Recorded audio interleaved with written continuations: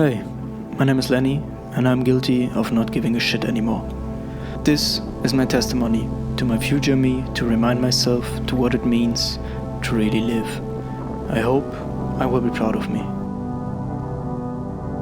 Last year, I made the choice to escape my slow but steady descent into degeneracy. The only feeling that kept me going was the pursuit of unrestricted hedonism. Drugs, alcohol, lust, you name it.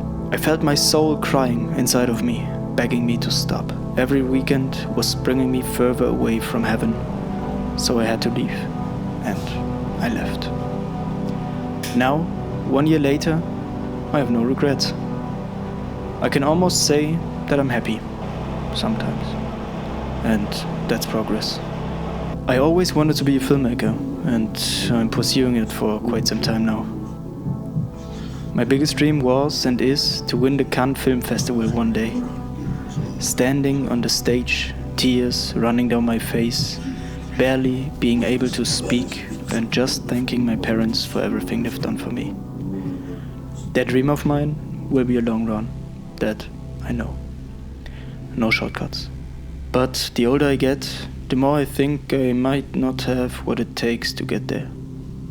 But I try, or die trying. Progressing year after year, slowly climbing stairs with 2 steps forth and 1 step back, if necessary.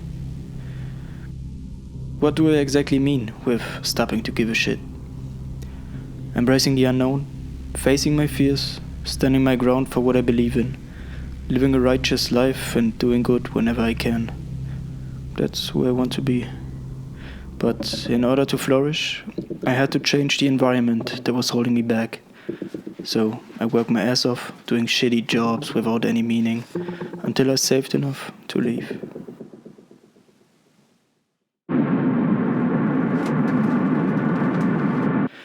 I spent 6 months in Southeast Asia and documented my travels, insights and adventures, and put them together into several little short films, so, well, let's say artistic interpretations of the experiences I gained. And I had fun doing it. I met friends along the way, saw places I never knew existed, learned to see beauty in everyday life, and regained the relationship to my soul again.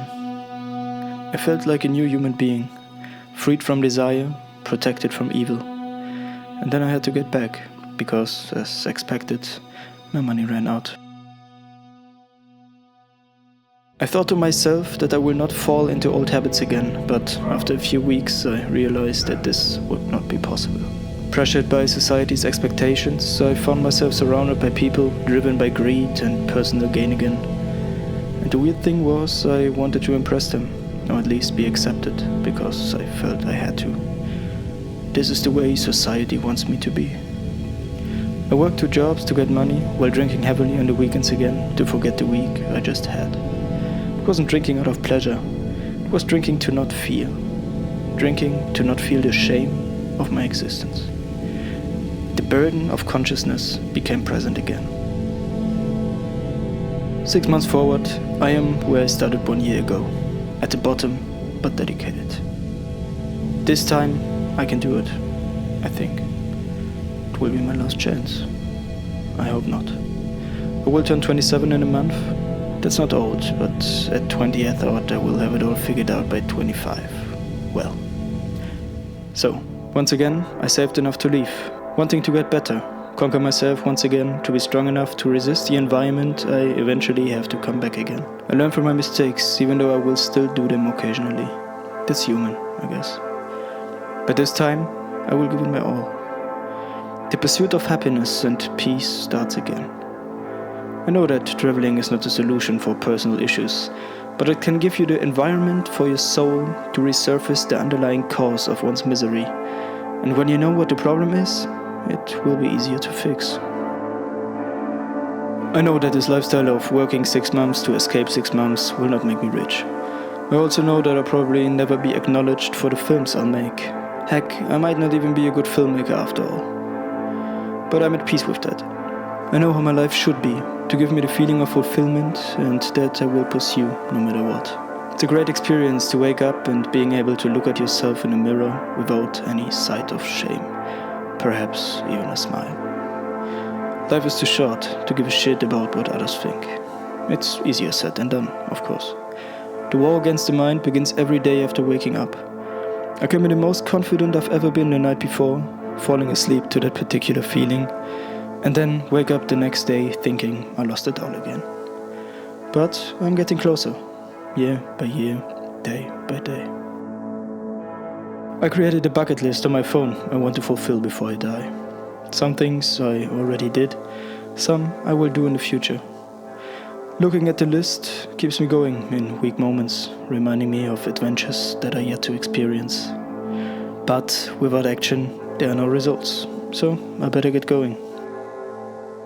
Side note: I will keep creating little short films or whatever this is and upload it here to document my life for myself.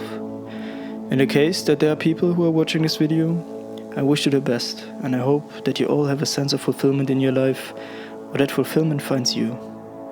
And if life is hard right now, hang in there. Some days suck, some days don't. It gets better if you try. You are being loved. So, dear future me, I will make you proud, and that's a promise. Yours, Lenny.